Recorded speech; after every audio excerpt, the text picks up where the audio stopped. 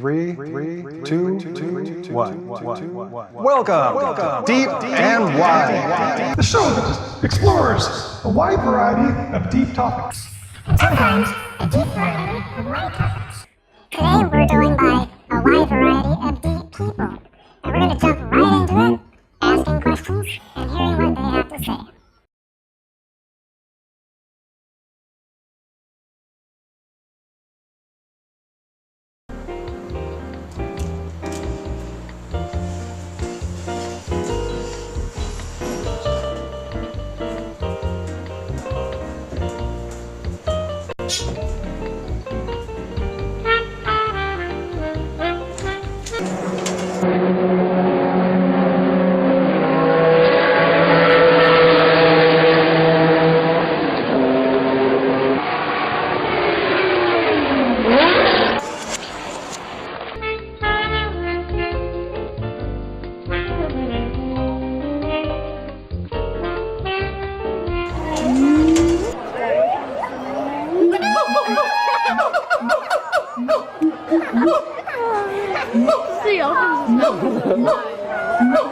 Let's go see the show. Got to go see the show. 1 second.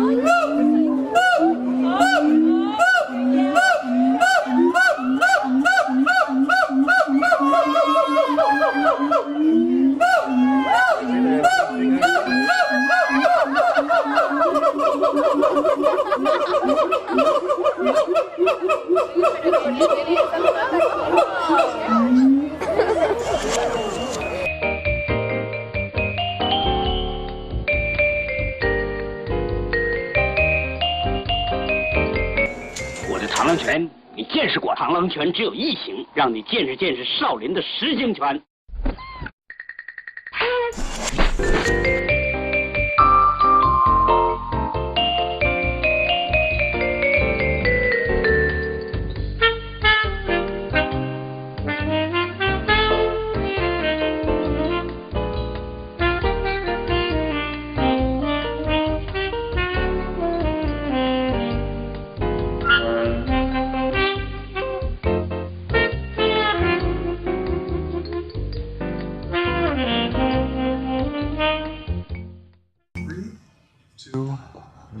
Which is exactly what you are, number 1.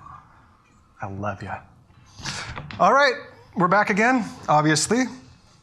We have Catherine, Steve, and John. You're all mic'd up, ready to go?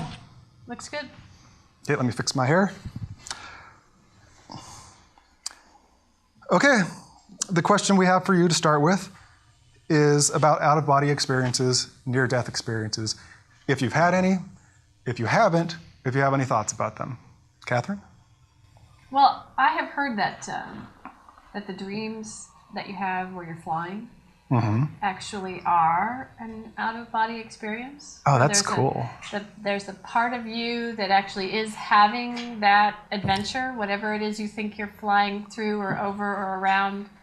A part of your consciousness has gone to do that, was what I heard. And that children are much more likely to be having flying dreams, and that we lose it as we get older. They sure do feel good. I know every time that I've had a flying dream in my life, it's one of the best feeling dreams for some reason. And maybe that's it. Maybe is, actually something happened. It is. Yeah, it's just wonderful. Yeah, it is. It's an amazing feeling. Yeah. Yeah.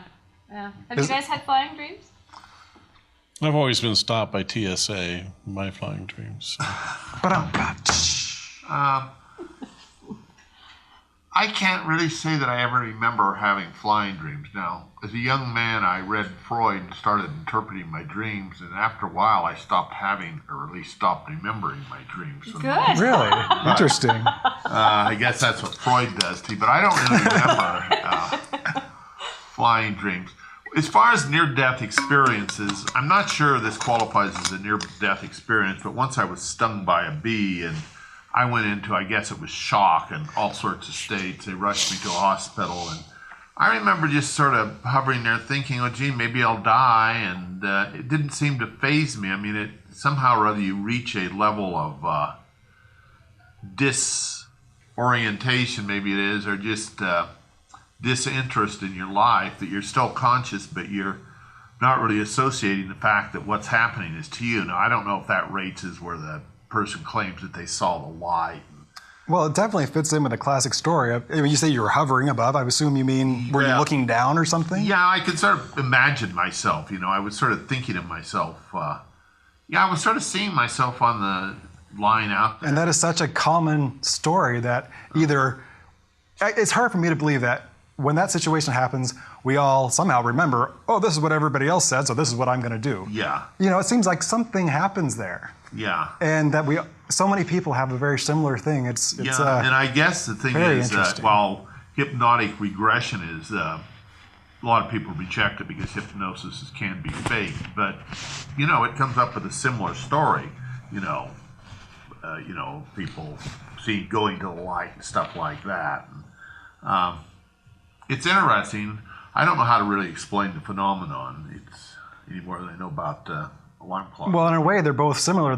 We know that these things happen, but as far as how or why, it's a hard answer. Well, and then there's that whole aspect of intentionally leaving your body.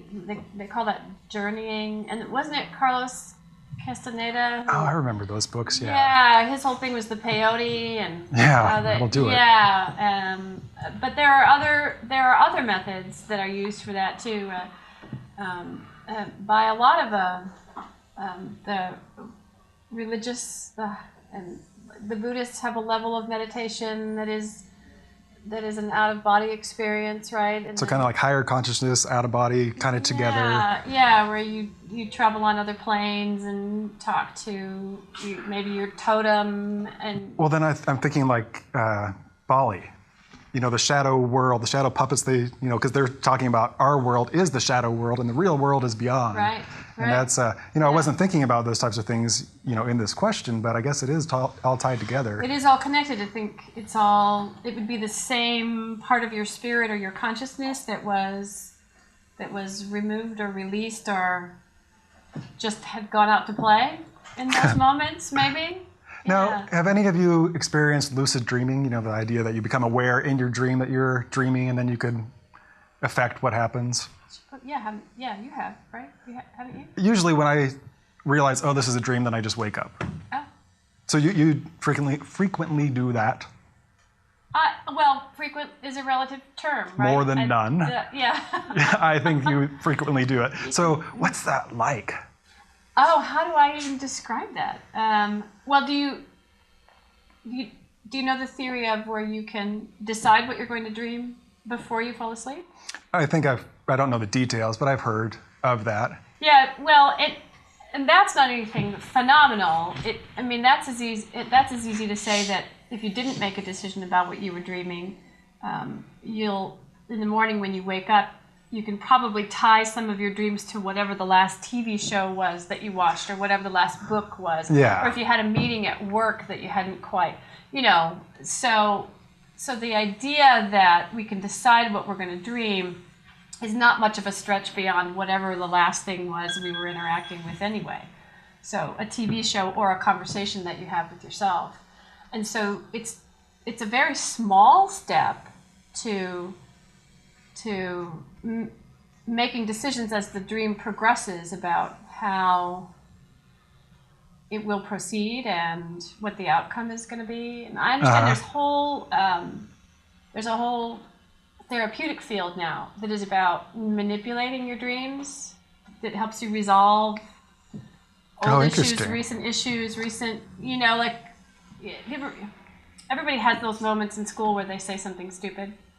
You have your little social faux pas moments, right? And so I read a book recently where the theory is that you can go back and you can direct yourself to dream and about a particular incident that you can't seem to let go of, and say the thing you wish you would have said, and then after a certain number of incidences, then that becomes the stronger memory than maybe what actually happened to you on that day, and then you're able to move past it. And now, would it change the memory of the person you said it to? Wouldn't that be nice? Wouldn't that? But I guess we'd never know. You could go to your high school reunion and they'd be like, "Yeah, you really got me on that totally. one." Yeah. living in your own dream world. I guess that's the American dream, literally. Right, yeah. But so you do have lucid dreaming experiences. Do you do anything specific? I mean, do you try to fix things, or do you just try to have the experience? Or wouldn't this be great? And if you fly in that dream, are you having a out-of-body experience? All right, wouldn't that Self-induced out-of-body experiences through the dream time? I've never tried to have a flying dream. I've never, yeah. Will you? And if we Get keep back to us talking on about it? this, then I'm going to be labeled as the nut job, right? Yeah. I don't think so, because everybody dreams, even if they don't remember it, and it's all, you could label that as a nut job. So I don't know. Come on, you go to sleep at night, and then you have these wild fantasies in your head that you can see and hear. Yeah. That's kind of nutty. For all of us. Yeah. Yeah. Then you look at like dogs and things, and they're all twitching around. We assume they're dreaming. Who knows? I don't know. So walking in your sleep. Yeah. And the people who eat and drive and do all those things. Yeah, that's a problematic thing. Yeah, that's connected to. They think they've narrowed that down to a chemical that actually is supposed to kick in when you fall asleep that prevents your physical being from enacting what your brain is going through. And some people don't have that chemical, and that's why they get up and do the things they're dreaming about. It's because there's been a malfunction. Yeah. But I wonder if maybe that's just the scientific explanation, and if maybe it's not that simple at all. Yeah. So we'll just move on with that. Actually, before we move on to the next clip, Steve, you're up here. I want to use you for something. Just stay there. You all can talk amongst yourselves. Okay. You have such a nice voice, Steve. I'd like you to read this book to us. Oh, now that's a classic. It is. It is. You know that. You don't No, I don't know that. Oh, are you kidding? No, I'm not kidding. Oh, well, you're gosh. about to. I'm deprived. You could either show Well, pictures show or it to just the read. camera, right? This is Goodnight Moon Can you get a close up on Steve? by Margaret Wise Brown and Clement Hurd. He's the artist, Clement Hurd.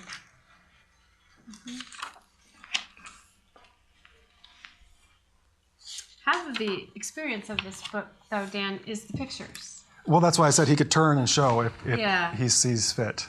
Because it's important, because they go from color to black and white. But also the experience that's a library book, so be careful with it. In the great green room, there was a telephone and a red balloon. Wait, stop for a second. Loosen yourself up a little bit. You just sounded a little vocally tense. I have high ambitions for your voice right now. Oh, good. Thank you. Oh. Thank you. Thank you, Daniel. In the great green room, there is a telephone and a red balloon and a picture of...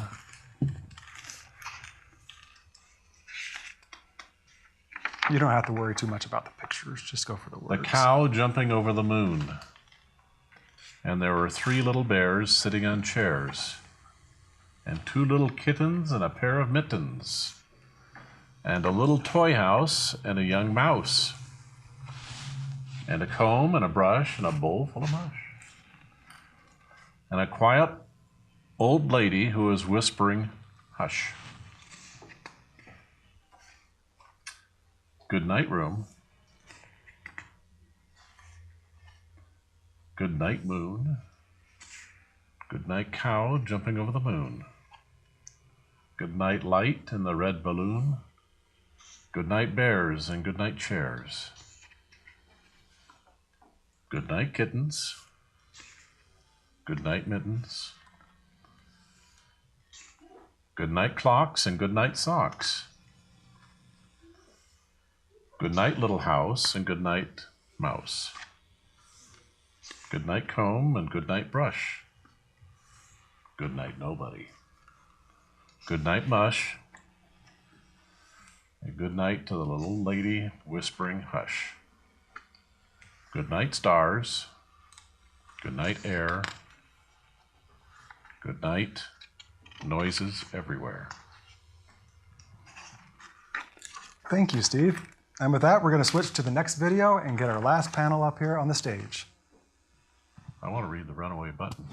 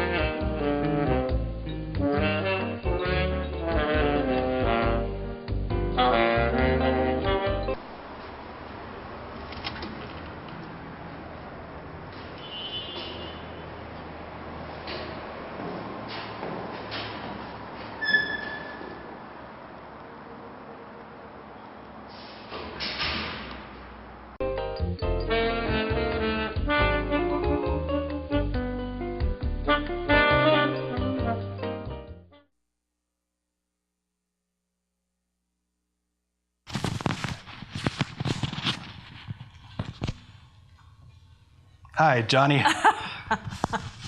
So, this is our last section for the Deep and Wide show of the day. Hopefully, we're able to do more, and we can have more conversations that go deep and wide. Our last two Deep and Wide guests will have one quick question and then a deeper question.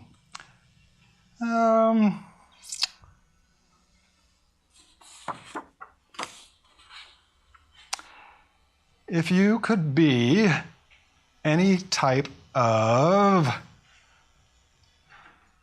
weapon, what would you be? Please. No, my answer is boring. Not. Tool. Okay, tool is good. You can if weapon doesn't do it, then you go for tool.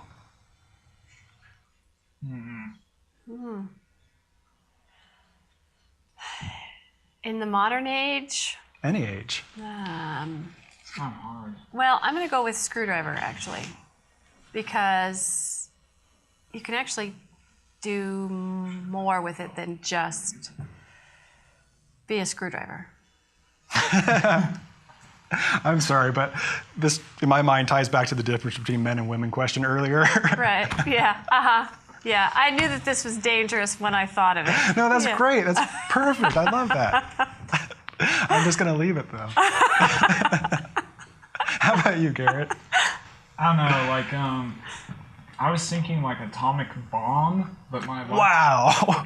my life would be really short. Short but powerful. Yeah. Yeah, I think I'll just go with that. The atomic I'll bomb. go out with a big bang. I didn't even consider that one. Okay. This is a great segue to the last question, which is thoughts on death and the human soul. You're up. And you can go either or both together. I don't know how to answer that. From your heart. From my heart. Well, in terms of what I believe in, like, my spirituality, because I'm a Christian, so obviously I'm going to feel that there is life after death. I mean, not everyone believes that. Well, but I'm asking you, Yeah. you know, tell us your feeling about, both about after and just the notion of dying, you know, how you process that as a living person. For me personally, I pretty much look at it as I die when I'm supposed to die. If I die tomorrow, then that's okay. I lived a good life. I didn't get married, but I lived a good life. And if you die in 80 years, you probably might have gotten married. I guess the best way to say it is I'm not scared to die, Yeah. or of death in general. And I bet that ties in with your belief, philosophy, faith, whatever you want to call it, Yeah. of what comes after. Yeah. Catherine? Well, just based on our earlier conversation about love, maybe marriage isn't all it's cracked up to be. So far, maybe you haven't missed out on anything I there. just have a girlfriend so far, so we'll see what happens. We'll see what happens in the future. Well, I'm at a point where what I believe is that it's possible that what each individual believes, where they put their faith, is what actually will happen for them. Yeah, that's If you're someone who interesting. believes in reincarnation, then you'll be reincarnated. If you're an atheist and It'll you just have no go soul, out. yeah, you have no soul and you're going nowhere, then you go nowhere. You know, and if you're someone like Garrett who has a Christian belief of of heaven, and then that's what will happen. I'm not saying that we have that necessarily have that kind of control, but when it comes to a question of faith, then there is a certain power there for the individual know and how much passion they have about what they believe in. In a way, it brings up the notion that your belief becomes your experience. Yes. And your belief becomes your experience, and your Right. belief becomes your experience. And Right. Yeah. yeah. Hey, Josh, why don't you come up here too? Because I think you'd have a good answer to this question also. I'm on camera right now, so it's going to take a second. Sure. Yeah. Should we wait or just keep going? Okay. Or you could sing us a song with that nice stage mic there. I could sing us a song. I can hold a melody, but I'm not really trained in singing. You take your pick. Answer the question. We could or close sing out the that way, song. you know, we could do a You panel guys could be sing. Yeah. Good. Triquet, quartet, Yeah. No, see, that takes like practice and people trying. self-limiting. I know, I'm not self-limiting. I have just not done That's it. real experience, yeah. Okay, back to the question. Entirely. The same question. Where was it? Soul, What do death. I believe after soul death? Sure, I believe, I guess, is what it comes down to. I Okay. was thinking just ideas, but it is what your beliefs. Start with, I don't know.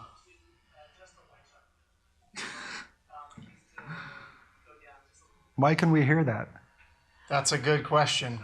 Somebody turn their... Oh, it's Okay, whatever. let's Okay, just- so I'm going keep to going make a with it. suggestion that we break here for just a second. I don't care if this is in there. we can edit it out later, can't we? Or just We leave can it. hear everything you're saying, so I'm going to have you. We are not having say a things mediated for a minute. experience here. We should acknowledge that. It's okay. For all of you out there, Mike, who was on the panel earlier, is now directing the show. Yeah. And He's doing a great job. by virtue of sometimes in a show that is not funded by, say, advertising revenue, where We'll we call can't- them gremlins. And the disadvantage of those advertising revenue shows is we don't get to talk about these kinds of things for this long and have this kind of show because they would never sign off on it. True. So True. Nice plug. the disadvantage is that occasionally the equipment does funny things like sending our ClearCom patch in through the main audio. But that's part of the charm. So Rock just on. as we're talking about spirituality, the voice of God. Are you suggesting we have God in our midst and it's Mike? Yeah, we probably do. We might. It, Yeah. it was explaining all of the ways that you are viewing You said us. Allah. So, back to my question. I don't know. And I am very comfortable in the not knowing. I'm not of the opinion that, I think it's sort of an easy answer, and it's sort of how I feel about God in general. I think God in the afterlife, in our minds, kind of take on the expression of what we want. So I'm of the opinion that God was created in our image more than we were created in the image of God. Jethro Tull. I can't fathom a universe as vast and amazing and magnificent as we've discussed before, having one tiny speck of a planet with one tiny speck of a species that has barely existed for one fraction of how long that planet's been around, and that's the only thing in all of this expanse that God cares about. That this being is most like that thing. Right. God to me... Because what would be the Right. point of having all the rest? Yeah, exactly. Right. Yeah. Yeah. It gets back to that like universe-centric thing where once Right. upon a time we actually believed that the universe was the center of everything, and it makes a lot of sense if God cares about us on that level. And perhaps God does. But if I am to take on, and this is getting into a broader question than the afterlife, I'm sorry, but it helps. Oh no, this is explain where I'm this is going. your time to shine. That being could care about us on that level, but I have to think that that being cares about everything on that level. And that's a whole lot of caring. And that's a whole lot of caring. It would take quite the being to be able to do that. And perhaps that being doesn't exist at all. Or perhaps that force, that energy, is something that can't even be defined in terms of being. Perhaps these are concepts of self that we have just identified because we have a brain that's separate from everybody else's. And if we were more evolved and greater expanse, our thoughts would be merged. Our thoughts would be something much more complex and a part of something greater. Maybe we're more complex than God. Maybe God just is, and we. Yes. This is just a thought. Or God on is the top just of my head. a manifestation of the ways in which we are already connected. This way, yes. Yes. Or yes. perhaps this energy that we're defining as God is really something different. And I tend to lean more towards the Eastern end of things, not because I feel like it's any more true or justified than the Western version of things. That's like Idaho Falls. Yes, like Idaho Falls does. Those people in Idaho Falls. Yeah, in the East. Eastern, I mean, No, like in our world. Those philosophies, more of a Buddhist take on it. And it's interesting because I'm a Mormon, and I identify culturally that way still. But religiously, I kind of lean in a less linear vision of how this all works together. And so I tend to think if there is something that exists beyond us, perhaps we're a part of something that's always existed. Mm-hmm. And this mode that is our existence now is just a phase to another stage of existing. And that this consciousness that we're experiencing is something, this is a very cherry on top version of it. The nihilist in me thinks, yeah, we're screwed. But it doesn't matter. It just goes away. And this consciousness that we're experiencing is an aberration of the norm. That the not nihilist in me, the optimist in me, thinks that possibly there's something that is this matter that we see and perceive is built upon something far more ethereal. And thank you, John. And that's what John Perfect. thinks of that. A little moment of reality. Yeah. So I don't know. For me, it's one of those two. Either is as possible, either is as likely, either is as good. And I actually saw an interesting movie right before something really crappy happened in my life. Sorry, that's not funny. But So it's kind of, well, it is and it isn't. It's all funny. It's all sad. They're all two sides of the same coin. And at this point, it's probably good to laugh about it. But, it's interesting that happened at that point. Like, we're basically it was The Life of Pi, which pretty excellent movie in its own right, but a lot of interesting concepts in it. And they ultimately come to the question of God, and I guess I'll end here, where he's explained this story about he's with a Bengal tiger as a stowaway on a ship. all right. And I'm going to give away the movie to everybody, so just know that. But if They you're end sitting the here story watching, of guys stowaway getting on something ship. better. And basically they come to, okay, either that happened or either something really terrible happened. And the one is more of a realist story and the other is more of a tiger story. And he's explaining to this American guy, he's like, well, which of the two stories do you like better? yeah. Right. Which is the better Right. story? Because you're the one who's gonna write this. And the American guy says, the tiger. Go with the tiger story. That's a much better story. Well, which brings up, you're still going, yeah. And then the point the Indian guy makes is, well, that's how it is with God. And that's how it is with us. Go with We the better live. story. The Yeah. story is our existence. Right. You end up going with the better story. And Yeah. so I guess ultimately the optimistic story is probably the better story. And since either one is equally as likely, I might as well go with that one. Totally. And then that brings up to the American dream, go out and make a dream. Isn't that Make just a what gets story. us out of bed in the morning anyway? Well, I mean, think a lot of really. people forget sometimes. Or, at different points in your life, you trudge through as opposed to each day getting up, being excited about what you're going to create with your life.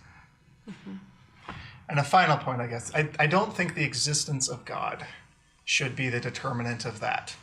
I think the joy of life is ours to get whether there's a God or not. If there is, great. If there is something divine that cares about us, great. If not, life is still pretty awesome. Well, and it's the We have one a lot thing of we're people- sure of, Yeah. As far as our being consciousness goes, we know this is our experience.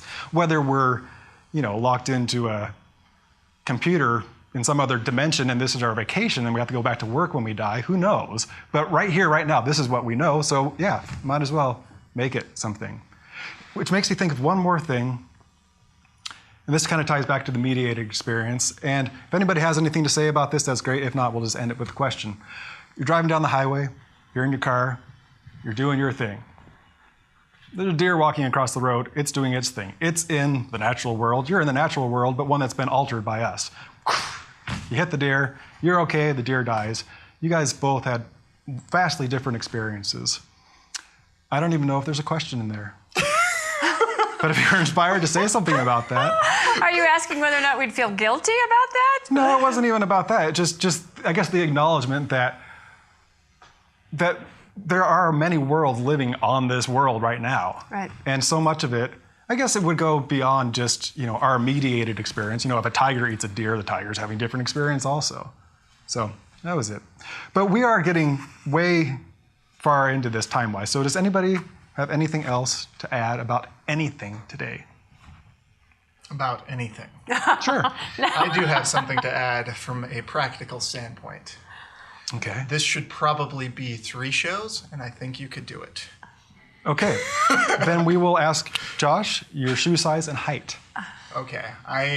Depending on who's measuring and if we're doing it for football, I'm somewhere in between 6'3" and 6'4", and that does matter. So am I. Yes, it does. Because back when I played football, you always lie about how big you are. No, it absolutely does matter. I just don't know. Because you want to scare people who you're playing against. That's right. So you gain like an inch and a little bit of muscle away. Yeah, you're a little bit taller and a little bit heavier. I just didn't know that football had anything to do with today. Well, you asked me my height. Oh. And shoe size? Shoe size would be a size 11. 11. And Garrett? American. Men's. Men's. Like my shoe size? And height, yeah. If you feel comfortable divulging that information. No, I feel fine. Okay. Probably 11 and yeah, heck, I'll do 6 foot. Is that the truth? I get different measurements from different doctors. 5'3", 6 foot, somewhere in there. They're like 5'10", 6 foot, 5'11". I'm like, okay, I'm just going for 6 foot. Just round it Okay. On off. a good day, you're 6 feet tall. We'll call you 6 Just foot. round it off. That works. Okay, Stella? Yeah. Shoes? 5'4". How about shoe size? 5'4", if you couldn't hear that. 8.5. And these are the women's size, I would assume. Katrina, I got you. Steve? I'm 5'4" as well. You are? No, he's not. No. I didn't think he's so. Fibbing. Size 8. You want to pass then? Instead of skewing the data. But I'm not going to put that because I. Okay, John, did you already answer that? No. 6'1" and 13 wide. 13. Wow. Big boy. What else have we got? Okay, well, the Shaquille people in the back room, but I'll ask them later. So, Steve, that's your final answer? Yeah. Okay. So, that is going to wrap up the interview portion of this show. We have one more clip of video to show you today, but I'm really happy that you spent this time with us. I hope you had a good time. I know we did. So, we'll see you again. Enjoy this next and final clip.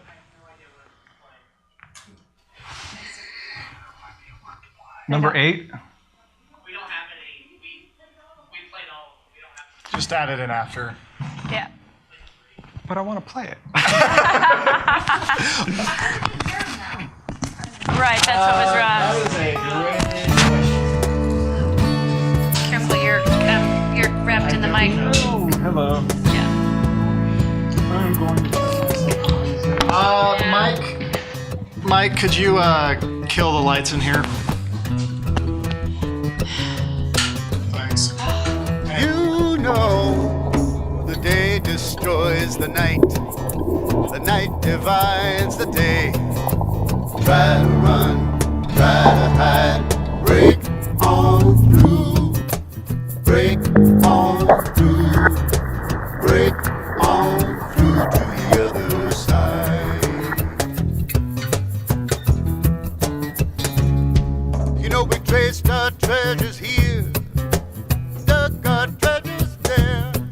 Can you still recall the night we cried? Break on through, break on through, break on through to the other side. Everybody loves my baby. Everybody loves my baby. Everybody loves my baby. Everybody, everybody. Everybody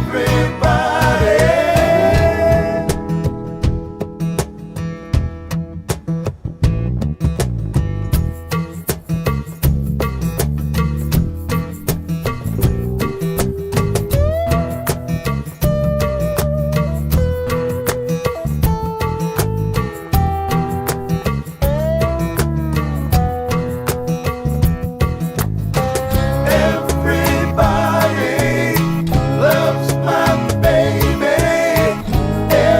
Everybody loves my baby. Everybody loves my baby. Everybody, everybody.